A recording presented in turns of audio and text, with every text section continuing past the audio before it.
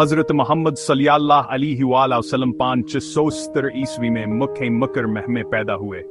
آپ کا تعلق قریش کے قبیلے بنو ہاشم سے تھا۔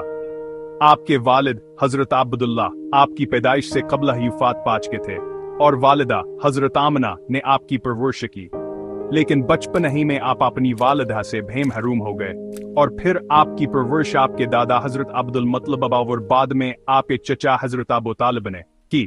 حضرت محمد اپنی سچائی، دیانتداری اور اعلیٰ اخلاق کی وجہ سے مکہ میں الصادق سچے اور الامین امانت دار کہلائے۔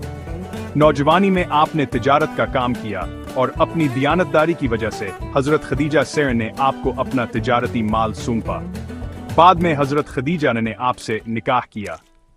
40 سال کی عمر میں غار حرا میں آپ پر پہلی وحی نازل ہوئی۔ حضرت جبرائیل اللہ کا پیغام لے کر آئے اور آپ کو نبوت عطا کی گئی، یوں آپ اللہ کے آخری نبی بنے۔ آپ نے اللہ کی وحدانیت، انصاف، محبت اور اخلاق حسنہ کی تعلیم دی۔ ابتدائی سالوں میں آپ کو سخت مخالفت کا سامنا کرنا پڑا، لیکن آپ نے صبر، حکمت اور شفقت سے دین اسلام کو پھیلایا۔ آپ نے مدینہ کی طرف ہجرت کی، جہاں اسلامی ریاست قائم ہوئی اور میثاق مدینہ جیسا تاریخی معاہدہ وجود میں آیا۔ آخر کار مکہ بھی فتح ہوا اور آپ نے اپنے دشمنوں کو معاف کر دیا۔